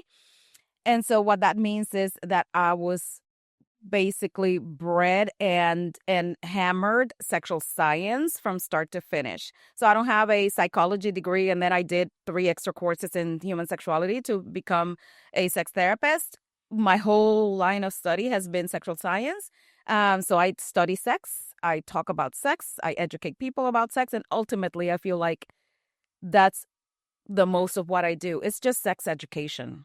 It's the sex education that you didn't know you needed, and the sex education that you didn't get when you were growing up. So that's what I do. I educate and empower people to embrace their sexuality and live it out loud in the most ethical, safest, and most pleasurable way.